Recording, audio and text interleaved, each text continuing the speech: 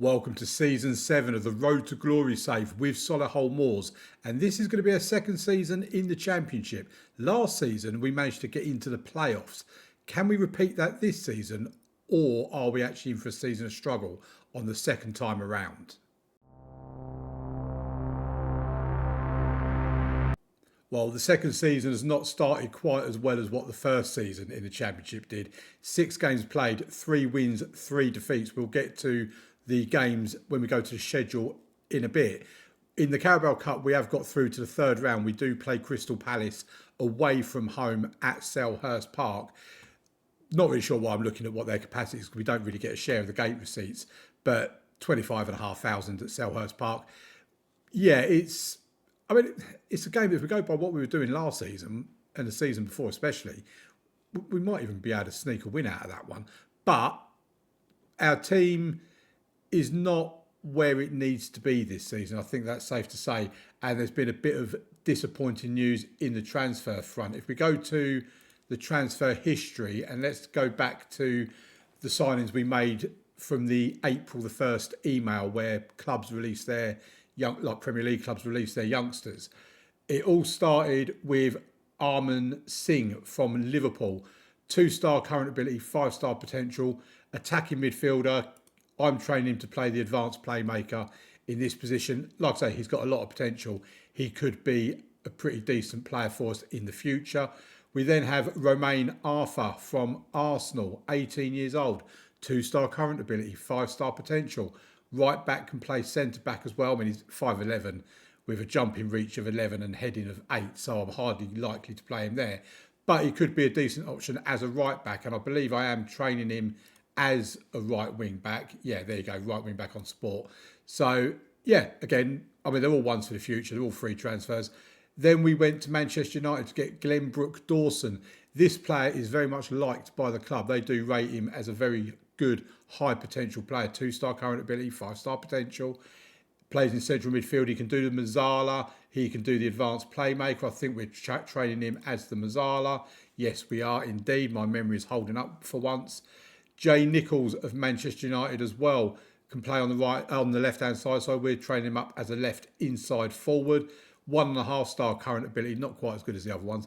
5-star potential though, 18 years old. Lovely, lovely stuff.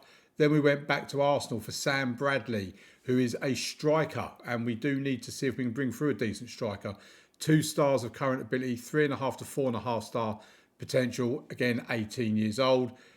He's got some decent attributes. His arrows are going up in the right direction, and his determination is very mid, but he's a striker. He's in from Arsenal. We have a good history of players coming in from Arsenal, so glad to have him. Then the final 2, both from Liverpool. Colin Oliver, 1.5-star current ability with 5-star potential, left back. He will be trained, or he's being trained as a left wing back. And then we have Patsy Morrissey, also from Liverpool, central midfielder. We're training him up as a Mazzala. Can also do the advanced playmaker. I just checked we are training him up as a Mazzala. Hang on a minute, where are we going? Let's go back to here. Why are we not able to look at his training? Oh, he's on loan at Notts County, sorry. So yeah, he's actually gone out on loan and as yet to make an appearance, but I don't think he left that long ago to go out on loan. So yeah, he has gone out on loan. In terms of transfers that went out, there's nothing else to add on to what we discussed last season. Moving on to what we've done since the season ticked over. 3 players in, 5 players out. The one I am absolutely gutted about, Michael Foster, has left us. Their absolute star goalkeeper. That he was going to be on the bench. My plan all along, if you watched last week's episode, you'll know all about this. My plans was to have him on the bench as Lucas Jensen's understudy, but I was going to be playing him in the Carabao Cup and the FA Cup and all that sort of stuff to give him game time and improve him. And obviously, if Lucas Jensen was out injured at all, he would come in and cover for him. But it's not to be. He had a release clause in his contract for £550,000. We did offer him a new contract and tried to up that to £800,000. But then as we offered him a new contract, Swansea came in. I'm a bit frustrated because he's gone to Swansea, who are in the Championship with us, and he's just sitting in them under-21s. He's not even their backup goalkeeper or anything like that. He's just playing in them under-21s. And I'm really hoping FM doesn't misuse this player, because 20-year-old so much potential, so good already. He strikes me as the type of player that could probably turn out to be as good as a mid-ish, top half Premier League goalkeeper, someone like a Nick Pope at Newcastle, maybe, someone like that. But yeah, the one that got away again, along with, if we go back to last season, we also lost Tibang Timane. I'm starting to notice that Swansea like buying our players, basically. He went to Swansea last season. He's sitting in the under-21s as well. I mean, he was 5-star potential when he left us. He's sitting in their under-21s as well. Has he ever made an appearance for their first team? No. And he's been there for a full season. And the other one that got away, of course, was Ahmed Hassawi, that went to Ipswich for £525,000. At least we are getting money for these youngsters we're bringing in, though. That's the main thing. In terms of other players that have left, this guy went to Solihull on a free transfer. I didn't really know anything about him. I don't think he was ever going to turn into be anything for us. Adam Willis has gone on loan to Barrow. Cameron Plain has gone on loan to Mansfield. And obviously Patsy Morrissey, as we know, has gone on loan to Notts County. We're starting to try and get players out on loan at the moment to try and bring down the wage bill, because we are very overspent on the wage bill, and we get to that shortly as well. In terms of players in, Jake Garrett has come in on a free transfer. Formerly of Blackburn, made 183 appearances for them. He's 26 years old, 3.5-star, currently a 4-star potential. His custom DNA is looking pretty decent. He can play as the anchor in the defensive midfield, and he's an improvement on Cameron Antwi, so he's a first-team improvement. And he can also play as a ball-winning box-to-box midfielder. Could do a job as a Mazzala, an advanced playmaker if needed, but his main role will be in that defensive midfield position. Leo Shahar, also been on a free transfer, formerly of Newcastle, did make 2 appearances for them. And he's a 22-year-old, 2.5-star with 4.5-star potential. Wing-back, can do right and left and centre. I love players that have versatility like that. So, yeah, he's come in as a support to Jay Ben and Ricky Dallowell in the full-back positions. And like I say, if we get in a real struggle, he can do centre-back as well. Then João Vasconcelos, very exotic name, 3.5-star current ability with 4.5-star potential, 24-year-old, likes to play in the cam role. We're playing him here as the Mazzala. He will be Ryan McArdle's partner in the centre of midfield. We also have Teddy Rowe that can fit in there as well. So if we have a look at our actual team, I think this is pretty much our first team. I'll just have a quick check down here. Yeah, this is pretty much our first team, where we have Lucas Jensen in goal, Dallowell left back, Ben right back, Tipton and Rooney in the centre, Garrett taking up that role in central midfield, Vasconcelos and McArdle in front of him, with Hullett, Richardson and Soji as our attacking 3. So the midfield is basically where we've done the surgery this season. But obviously we have Leo Shahar here that can cover anywhere across the defence. Cameron Antwi at the moment is back up for us. Teddy Rose there. We've got some very decent players, but we do have a lot of players that are running out of contract at the end of this season. I say we got a lot. We start here with Max Mulligan, go up here to Elijah Dixon-Bonner. We have 8 players that are leaving the club at the end of the season as things stand at the moment. One of them, Jake Rooney, is a first-team regular for us. I don't really want to see these 4 leave because they've got a lot of potential. These 4 would be disappointing to see them leave, but yeah, okay, we can go with it, because if we have, as an example, Prosper Nate is 2-star currently with 4 to 5-star potential. Someone like Elijah Dixon-Bonner, 2.5-star with no potential. So basically that could be a like for like. Plus we've got players in our dev centre. If we have a look at a dev centre, we've got a strong under-21 squad and average under-18s. This is our under-21s, sorted by potential. We have a really decent amount of high potential players in here. And if we have a look at our under-18s, not quite strong, but there are still a few decent players in there as well. The youth candidates from last season, I don't think, am I able to show you that? No, I think this might be what we're looking at for this season. But basically, it was nothing overly special. I think I did go through it because I told you about Egger Raffin Runarsson, who was our main player that come through. He's a 16-year-old young winger, 4.5-star potential, 1.5-star current ability. His determination is absolutely through the floor. I mean, they say low determination. There basically isn't any determination. So hopefully that might improve. Who knows? But yeah, that's what our dev centre looks like.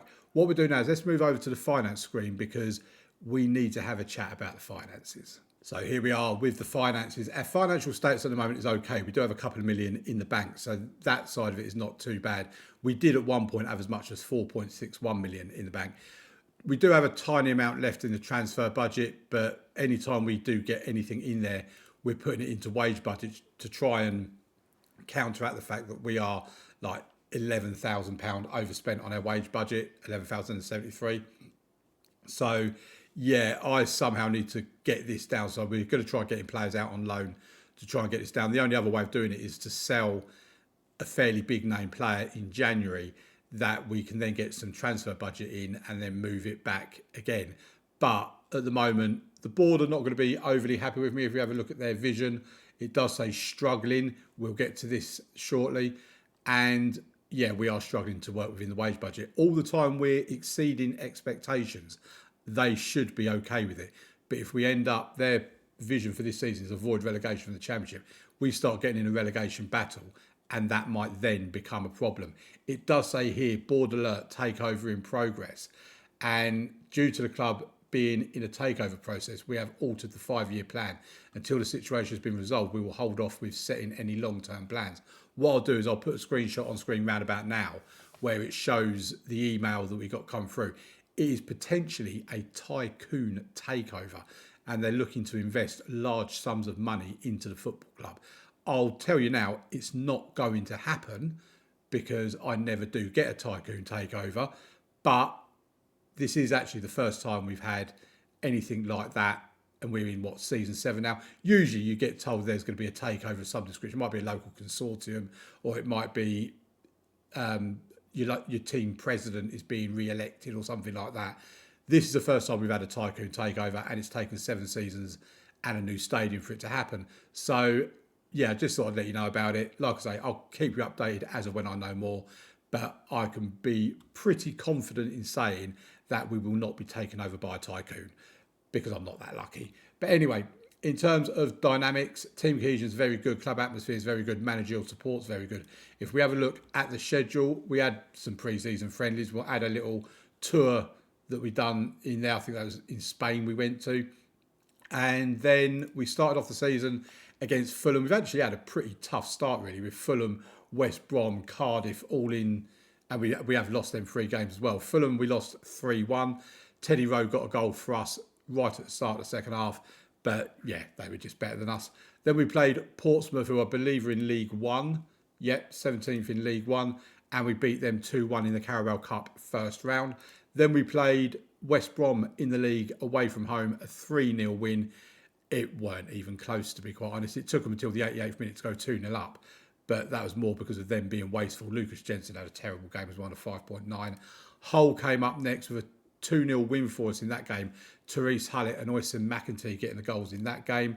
Then we got another win against Burnley, a 3-2 win away from home. This was a good result because Burnley are a good team. I don't know where they are. I say they're a good team. They're second from bottom in the league at the moment, but I'm sure that will change. Soji, Aidan Heaven, I'm sure he's an Arsenal player in real life, with an own goal, and Jake Garrett, penalty from on the 64th minute.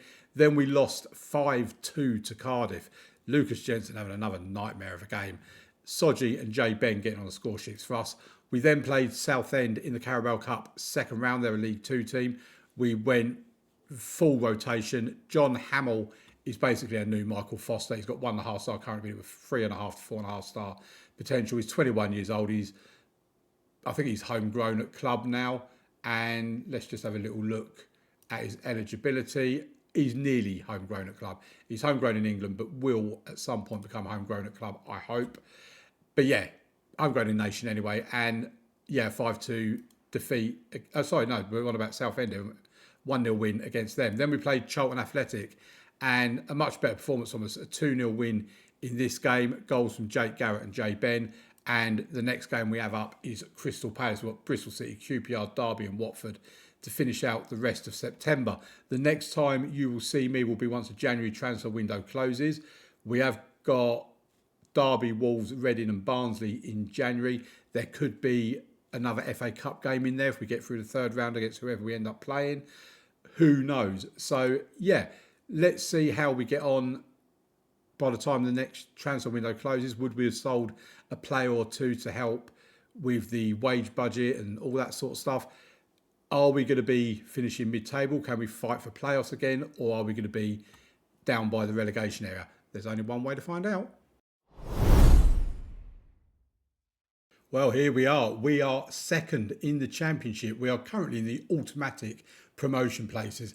I'm still failing to believe that we're actually going to finish there, because I just don't know how it's possible, to be honest. We've had 8 defeats this season so far, 5 draws, 16 wins.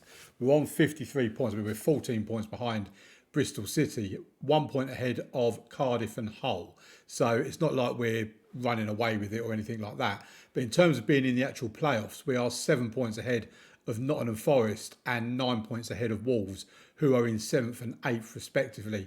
We'll get to that very, very shortly in terms of the schedule and all that. We'll have a look at the transfer thing. There's not really a great deal to tell you since the transfer window closed, when Patsy Morrissey, I think you knew about him. The only other player that's gone out on loan is Glenbrook Dawson. He's gone to Dulwich Hamlet.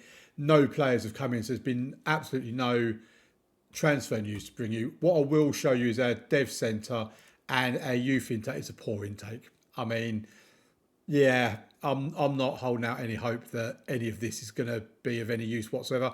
I doubt we're even going to get one good player out of this. So we are going to continue to have to rely on the email we get on the 1st of April of the Premier League clubs that release their young players to bring them through. We have had a couple that have come into our team. We'll go through all that probably now, actually. We'll go to the schedule. And you knew about what happened in August. We were about to play Charlton, I believe, when you were last with us, or we might have played Charlton. But either way, we beat them 2-0. Jake Garrett and Jay Ben with the goals in that game. A clean sheet, which doesn't happen very often, so we do enjoy it when it does happen. We then played Crystal Palace in the Carabao Cup third round, got beaten 2-1 by them away from home at Selhurst Park. Josh Hawkes getting our goal on the 4th minute gave me hope, but it wasn't to be. Bristol City, who are currently top of the table, then beat us 3-0, and QPR, another away game, a third away game in a row. We lost that 3-1. Ty Sodgy getting on the score sheet. Then we played Derby County at home in another one of these high-scoring epics. You get them quite frequently with us. A 5-3 win on this occasion. Ricky Dallowell, Ty Sodgy, Ryan McArdle, Jake Rooney, Josh Hawkes. 5 different scorers. You've got to love that. Then a 2-1 win at home against Reading. Ryan McArdle getting on the score sheet and Ty Sodgy. Then a 3-2 win at home against Watford. Josh Hawkes with 2 penalties and Ty Sodgy also getting on the score sheet. Then we had a couple of draws, 0-0 away from home against Wolves, who used to be our affiliate club, remember? And then a 2-2 draw against Barnsley, Capel Richardson and Ryan McArdle getting on the score sheet. We then played Luton, who, by the way, have gone into administration and have been docked 12 points for that. So they are deceptively down the bottom of the league. They're actually a pretty decent team. So a 3-0 win against them was pretty decent. Jake Garrett, Max Mulligan and Josh Hawkes. Max Mulligan was our backup striker to Ty Sodgy. He's now our actual number 1 striker. Peterborough were up next. A 1-1 draw away from home. Therese Hullett getting on the score sheet in that one. Then we had this run of games here, with the exception of maybe Bristol City up here, and I think Barnsley, are they doing quite well? No, they're not doing. There's a couple of teams around here that are doing pretty decently. Nottingham Forest, for example. With the exception of a couple of them, we've had some pretty decent, friendly fixtures, really, which we needed after a pretty auspicious start to the season. So, yeah, we 1-0 against Peterborough. Then we 5-1 against Stoke. Max Mulligan getting another goal for us, along with Jake Garrett and Jay Ben. Swansea were up next, a 2-0 win there. Jake Garrett and Vasconcelos getting his first goal for us. I've not been overly impressed with him, I must admit. I don't think he's been a particularly good signing. Nottingham Forest were next. We beat them away from home 3-2. Max Mulligan with a couple of goals there. Sunderland were up next, and we lost 4-3 to them. Max Mulligan, Teddy Rowe, Therese Hullett getting on the score sheet. Then Bristol Rovers at home, we won 4-2 before, and Max Mulligan again on the score sheet. You can see why he's been our number 1 keeper, number 1 striker. He's been scoring plenty of goals. Lincoln were up next, and a 3-2 defeat away from home against those. After that, we played Blackburn and won 3-1, a Max Mulligan hat-trick. Birmingham, we beat 1-0. Bristol Rovers, we drew 2-2. Then we played QPR again. After losing to them 3-1 up here, we played them again here, winning 3-1 in the home game. Max Mulligan on the score sheet again. Derby County, we drew 2-2 after beating them earlier in the season in a 5-3 thriller. That's 12 goals in 2 games between us. Mental.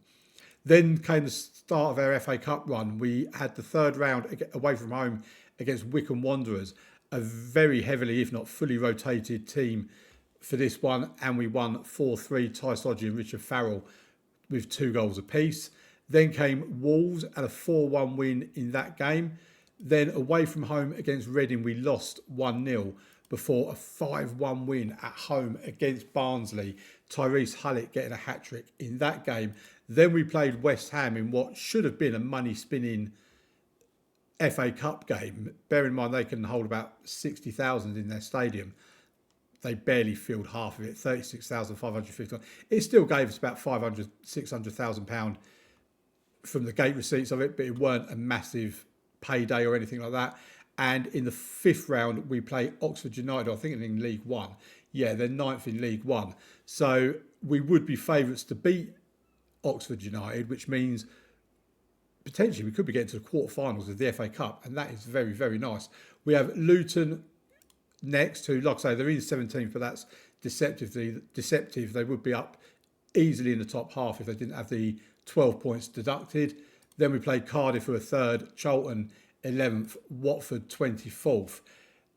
We end the season, our final 5 games of the season, against Hull, who are 4th, Lincoln 16th, Blackburn 13th, Sunderland 6th and Birmingham 20th. So not a bad run-in at the end of the season as well. And if we're only going to play, if we get knocked out there, then we've only got, 17 games left of the season, league-wise. Max Mulligan is top of the average rating charts. He's not in the top goal scorer or anyone in the assist, but we do have Jake Garrett with 4 free kick goals. He is very good from free kicks, it turns out, which when you actually look at his profile for free kicks, he's only got a 10. So maybe don't necessarily always pay attention to the rating for that. Right, what we'll do next is we'll have a bit more of a deep dive into what's been happening this season, and then we'll wrap that up ready for part 3. Joe, I'm looking at this championship table and I'm thinking to myself, we obviously do have a possibility of getting promoted this season, even automatically or through the playoffs. And it just seems mad that in 7 seasons we've gone from the Vanarama National League to the Premier League. And I think it would be a season too early. And I'm kind of looking at it thinking, part of me doesn't want to get promoted, because if we do, we are absolutely coming straight back down. This team is not good enough for the Premier League. I know I said that when we went into League One and when we went into the Championship and all this sort of stuff. But genuinely, we would get crucified, I think, in the Premier League. I think we'd win a few games because we score goals. But we absolutely would get relegated. And this is the thing that, when we look at the team stats, we are the best for goals scored, 66 goals scored in 29 games. That's better than 2 goals a game. But in terms of goals conceded, we've conceded 49 goals. We're the 6th worst for goals conceded. So if you've done the Championship table based purely on goals conceded, we would be like 19th in the table. We'd be a couple of places outside the relegation zone. And yeah, that is just absolutely... We have had job interviews given to us by Brentford and Everton this season. And if we actually have a look at the table, they're both fighting relegation, so it's not exactly great stuff. But Brentford are 19th, Everton currently in 14th. I think they were 16th or 17th when they offered us a chance. While we're here, let's have a look at the players that got away, so to speak. So if we go back, have a look at Michael Foster. He's still in the Swansea under-21s. I mean, he's playing at under-21 level, but he's not got a sniff near the first team at the moment. Go back to the previous season. Tabang Timane, who was the first one that got away, he's still in the Swansea under-21s. He's never played a game for the Swansea first team. He's in his 2nd season there. And Ahmed Hossawi, who is the real one that got away, He is in the first team squad. He has made one senior appearance. It was as a substitute, and he was on the field for more than 15 minutes because he's picked up a rating of 6.90. He's also made an appearance in the FA Cup as well. So at least he has made a couple of substitute appearances on the attacking midfield right. We used to have him in central midfield in this role here. They're playing him out there. Not sure that's getting the best of him when he's got crossing of 9, but who am I to tell Ipswich how to use their play? I can't help thinking that if they stayed with us, they'd be better off. But it's up to them, isn't it? If we have a look at the finances, we're £442,000 in the red, so not too bad at the moment. The one thing that does make me want promotion is we could just go into the Premier League, just not spend any money, take a battering for a season, get the Premier League money and the parachute payments, come back down, and we can really start to build the future of this club from there. So going up with the purpose of coming straight back down again could actually be a sound financial business decision.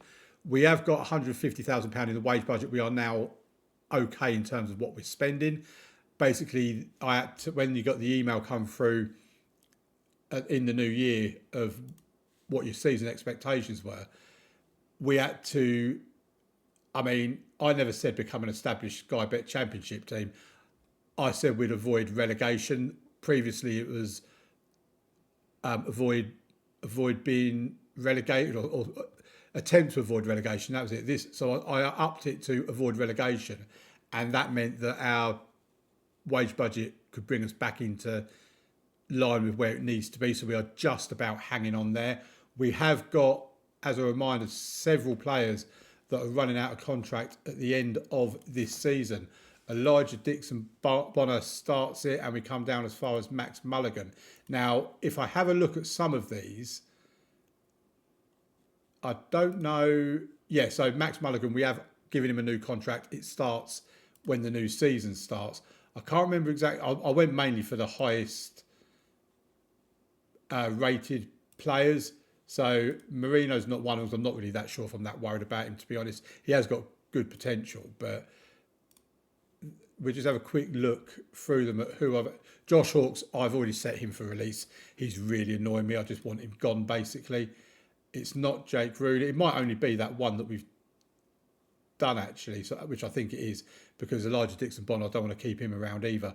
So, yeah, Max Mulligan will be staying. These ones probably will be leaving. And we are pretty much in a position where the players we use next season, spoiler alert, are probably going to be from our dev centre to replace that. So we don't need to spend much money in our wage with youngsters. They take a lower wage than what older players do. So we have to kind of look into all of that. If we have a look at dynamics, team cohesion is excellent. Club atmosphere is good. Managerial support is excellent. When we look at the club vision, I've got an A+, basically untouchable from the board, and the same from the supporters.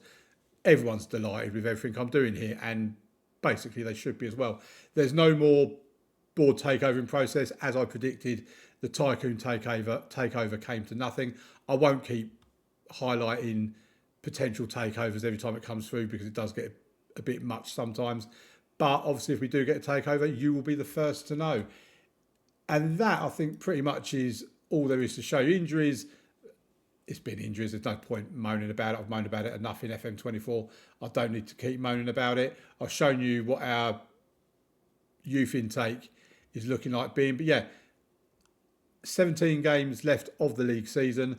We're currently being automatically promoted to the Premier League. Can we see it through? Can we get promoted? Are we going to fall into the playoffs, or are we just going to drop down even further? Let's go to part 3 and find out. We didn't make the playoffs this season. We finished 7th. We had a terrible run of form at the end of the season. We'll go through that when we get to the schedule. But yeah, we finished 7th, 3 points outside of the playoffs. Sunderland, QPR, Hull and Nottingham Forest getting into the playoffs. Bristol City and Cardiff getting promoted. So it's going to be another season for us in the Championship, which, to be fair, I think it's probably for the best that we're spending another season in the Championship.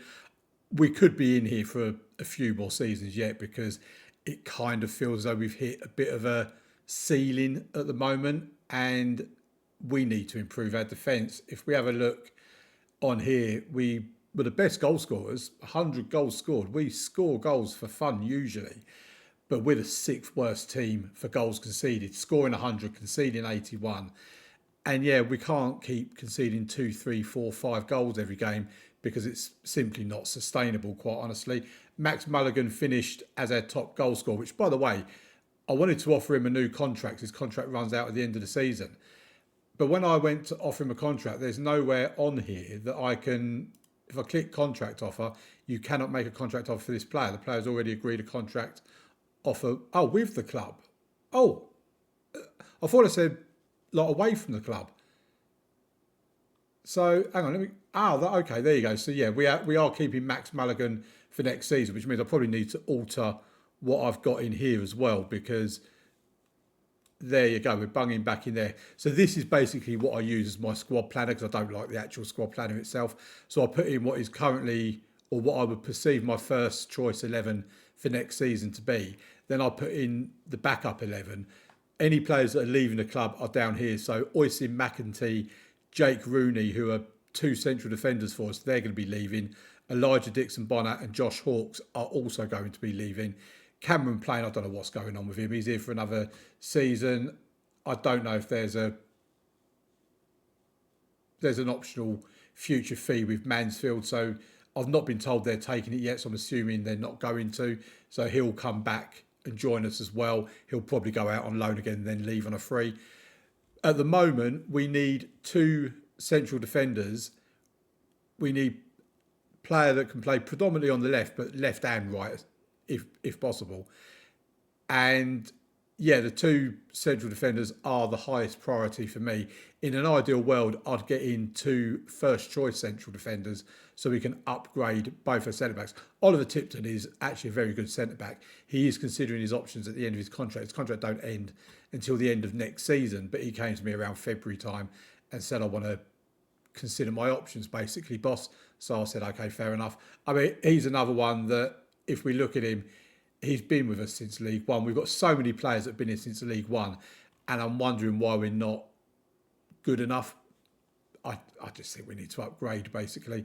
So yeah, that's what this coming summer is going to be about. That will be in part 1 of next week's video, where hopefully we can upgrade. We have brought in we are bringing in some players from the email you get on the 1st of April, where Premier League clubs release their youngsters. There's one that could potentially or will be in our first team squad. The others will just sit in our under 21s. The quality level of those kind of drops when you get to the situation we're in. So yeah, if we go back to here, finished 7th, 21 wins, 11 draws, 14 defeats. If we have a look at the schedule, the last time you was with me was just before we played Luton, and we lost 2-0 to Luton Town away from home. And then we lost 1-0 at home against Cardiff. Then came a 1-1 draw away against Charlton, before we then played Watford, winning 5-2. Peterborough we then won 2-1, and Bristol City we beat 4-0. Promoted Bristol City we beat 4-0. Then we had our FA Cup 5th round game at home against Oxford United. We just about got through that. We had Ricky Dallowell sent off in the 66th minute. And our FA Cup run has been amazing as well, bringing back memories of getting to the League Cup final. Stoke was next. This is where the really poor run really started. We drew 2-2 with Stoke, followed by a 2-2 draw with Swansea. Then we had the game against Brentford in the FA Cup quarter-final. I was quite confident going into this game because Brentford were 19th in the league at the time. They have been relegated, so they will be in the Championship with us next season. And we beat them 1-0. And I felt the fact that we were at home, they are on such a poor run of form, whereas we had actually been on a pretty decent run of form at this point. I always felt confident about that game, and I was right to, because we won 1-0. We then played West Brom and lost 3-1, then drew 2-2 with Nottingham Forest before a 4-2 defeat away to Fulham. Then we played Lincoln in the league, who are rubbish, and we beat them 2-0. We then drew 3-3 with Burnley. I will point out as well, clean sheet, because it's not often that happens. Yeah, 3-3 draw with Burnley, then a 3-2 defeat away against Hull. Then we came up against Arsenal in the FA Cup semi-final. And by this point, with the run of form we'd been on, I was dreading it. I was right to dread it as well. We were not good at all. But we did play in front of 81,199 fans at Wembley Stadium in an FA Cup semi-final. Apparently, 36,198 of them fans were Solihull Moors. So the fact that we're in a 12,261 seat stadium at the moment, I think we've got a lot of room for growth. The only problem is the way Football Manager kind of gets coded is we won't get another new stadium for like 20 years. So if we're still here in 5 years' time, I might ask for a bit of an expansion, but whether we get or not is another matter. Then we played Blackburn in the league away from home and lost 4-2. Then we had Sunderland at home in the league and drew 1-1. They were just above us in the play. Basically, if we beat them, we probably would have nicked a playoff place ahead of Sunderland, especially considering we then beat Birmingham, who finished one place outside the relegation zone. We beat them 3-1 away from home on the final game of the season. So if we look at the competitions page, as you can see, semi-final knocked out by Arsenal, Carabao Cup, third round knocked out by Crystal Palace, 7th in the Sky Bet Championship. What I do want to show you as well, actually, is our set piece record. So goals from indirect free kicks, we're joint 4th with 5 goals from indirect free kicks on there. If we go to direct free kicks, we're top of the table with 4 of those. And we're also top of the table, clearly top of the table, for goals from corners, 20 goals from corners. What I haven't looked at yet is how many goals we've conceded from set pieces, because this is all well and good, but if we're conceding a lot from corners, then we're in trouble. And as you can see, we've conceded 10 goals from corners. We're in the bottom few for that. Direct free kicks, no one scored against us from a direct free kick. And from indirect free kicks, again, we're down by the bottom, conceding 4. Only QPR, Watford and Peterborough conceded more. So while we're very good at scoring from set pieces, we need to get better at defending them as well. Which brings me to my staff screen, because we've recently had an increase in the staff numbers that we can have. We've got 3 more coaches we can bring in. I'm advertising for a fitness coach and a goalkeeping coach at the moment. Our set piece coach, however, his contract runs out at the end of the season. And if we scroll down and try and find the young man, where is he? Jason Taylor, there you go. He's got 11 for set pieces. So I'm going to release him at the end of the season and see if we can get in a better set piece coach. Hopefully with a couple of new centre backs as well. That will help with the actual set piece routines and whatever. We've got better people defending. But as you see from our medical department is not great. We've only got 2 physios and 2 sports scientists. But our scouting department is the best in the league. We have got 1 more scout than we should have had. That was recently reduced. And our coaching, once we've got our new coaches in, we should be the best in the league for that as well. So staffing wise, we're doing actually really rather well. Right, dynamics, if we have a look at that, excellent team cohesion, good club atmosphere, excellent managerial support. Finances, we made like £1.5 million out of the FA Cup semi-final against Arsenal. We did briefly go into the positives for that by about £200,000, but we are back to being 300,000 in debt again. We've got a transfer budget of 291,000, a wage budget, a slight increase up to 158,000. If we wanted to reduce some more down, it's not going to make much of a difference, but we could get it up to like 162,000. But like I say, that's not going to make... Oh, right, we'll leave it at that for the minute. It's not going to make much of a difference anyway. But we're going to be on 145,000 as our committed spend. So that'll be, 13,000. So if we can get a little bit more money off the wage bill as well, then we can definitely afford 2 quality centre-backs, which is what, as I said previously, I hope to do. Right, let's get over to the end of season review and have a look at that. We'll just go through these emails first. We've got the supporter profile update. Our core has gone down to 21%. Our family has gone up to 28%. Nothing else has changed. We do have 3% corporate, which is quite handy. Supporters' influence on the board is moderate. We've gained 31,500 social media followers, and we have 3,197 supporters on the season ticket holder. Sorry, no one on the waiting list. Then we get to what they want from us next season. I mean, they're back to saying sell players before buying. Okay, that's a new one. I've not seen that before. So, right, they want me to sell players before I buy any. Do releasing players count? Because I've got players I'm going to be releasing. I'm working within the wage budget, so that is I've actually not had that happen to me. So what was it? Sell players before making any costly additions to the squad. Right, okay. It'd be interesting to see whether we're passing, failing, struggling, whatever with that next season. That is desired. It's not required, but it's also not as low as favoured. It is desired. But they want us to attempt to avoid relegation from the Sky Bet Championship. My contract runs out at the end of not next season, but the season after. And then they want us to work towards becoming an established Sky Bet Championship team. Wonderful, wonderful stuff. There's nothing on it about them wanting us to get promoted, so we will accept all of that. Attempt to avoid relegation is what they said. We know about dynamics, the end of season team meeting. Let's have a little look at that. Sky Bet Championship. We're good enough. We're good enough to not be relegated next season. Shall I go with that one and see if they're ambitious? Okay. All right, they're happy with that. That's exactly the sort of reaction I was after. That's all for now. Leave them with a smile on their face. Everyone is happy. Lovely, lovely stuff. Season report. That's our injury issues. And our training camp destination. We went there in Spain last time. I think we'll go to the Algarve in Portugal this time. See if we can have a nice little holiday in the Algarve. Right. Okay. End of season review time. And here we are for the end of season review. Again, no lovely little trophies on there. We came close in the FA Cup, I suppose. Right, signings.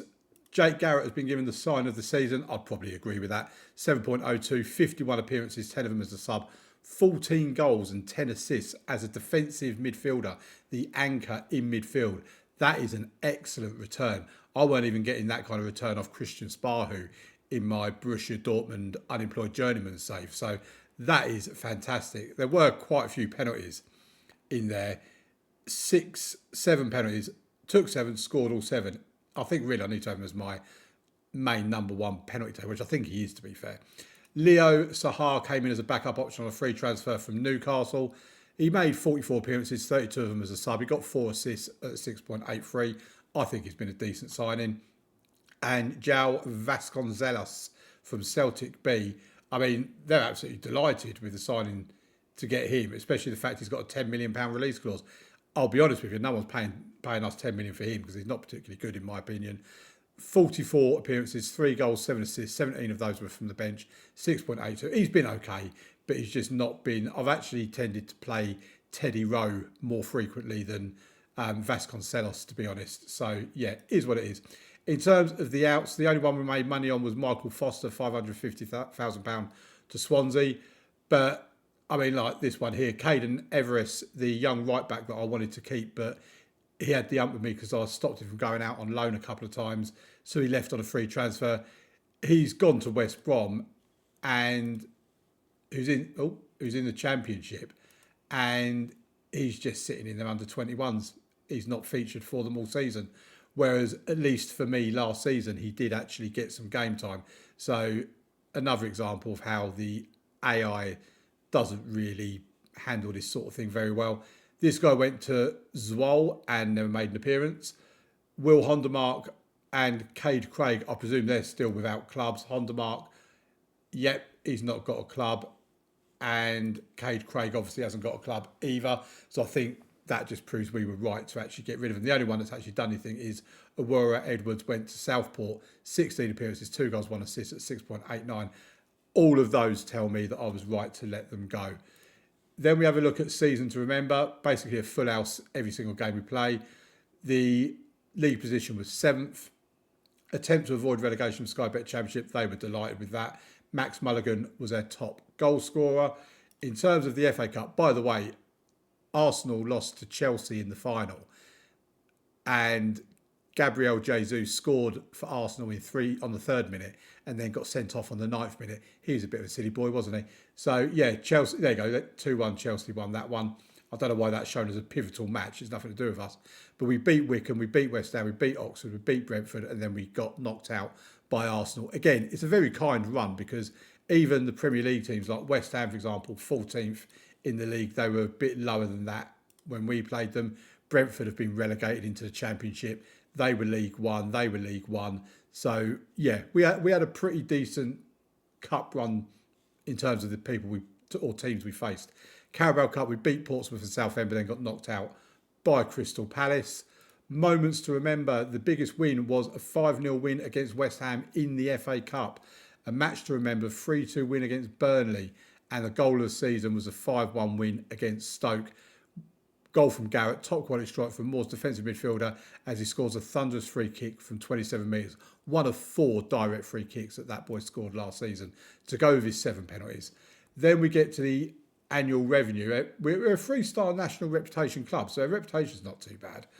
We've gained sponsorship money, nearly 2 million of that is a profit. Broadcast revenue has somehow managed to go down. I'm not really sure how, when we've had a really good run in the FA Cup, but okay. Corporate and hospitality has gone down ever so slightly. We're talking pennies. Competition prize money has gone up because of the FA Cup run. And matchday commercial and retail has gone down again by like pennies. In terms of merchandise, £518,000 made in merchandise, £51,807 in non-domestic sales, 6,031 shirts sold. The main ones, McArdle, Rowe, Vasconcelos, Newton and Tipton. And they will all be with us next season. So they might even be there next season as well. Our first choice 11, they've gone with Jensen in goal, Dallowell left back, Ben right back, Rooney and Tipton in the centre of defence, Garrett, Rowe and McArdle in the midfield, Hullett and Richardson out wide with Mulligan up top. Yeah, I wouldn't disagree with that, to be fair. And in terms of the accolades, we've got no record breakers, but Ryan McArdle has won Fans Player of the Season. Young Player of the Season is also Ryan McArdle. Sign of the Season is Jake Garrett. Goal of the season we know is Jake Garrett. Top goal scorers we know is Max Mulligan. Most assists is Therese Hullett, the 21-year-old promising youngster we have with 11. Most player of the match awards, Therese Hullett with 7. Highest average rating was Ryan McArdle, and the most passes completed per 90 minutes was Oliver Tipton. I think he wins that every year, to be quite honest. History in the making. Solihull Moors looked sharp right out the gates. Few would have expected this outcome, but they gave themselves a chance and have reaped the rewards. Solihull Moors performed well from the very beginning. Their early season football was a joy to watch. Indeed it was. And the manager's timeline is you can finish the rest of it off yourself. And having a look at these emails, I don't think there's a great deal more to show you. We are getting £250,000, but we're still £312,000 in the red. So we need to wait for more money to come in. In terms of our youth intake as well, I said it was going to be rubbish and I wasn't wrong. The 2 decent talents we've had has both been goalkeepers. This one, James Butts, 1-star currently with 3.5 to 4.5 star potential. He could be a decent player. Stephen Wood with 2.5 to 3.5 star potential. I'm not very hopeful on him. And the rest are quite rubbish, to be honest. It says average intake. There's nothing average about it. It is absolutely rubbish. And that is pretty much the end of it. So join me next Sunday for season 8 of the Solihull Moors Road to Glory save to see how different our team might look and whether we can actually push back into the playoffs. Because like I say, I kind of feel like we've hit a ceiling at the moment and I don't know how we're going to get out of it. So I will try to resolve that problem before you see me in the next episode. Please leave a like on the video, subscribe to the channel. Thank you very much for watching. Bye-bye.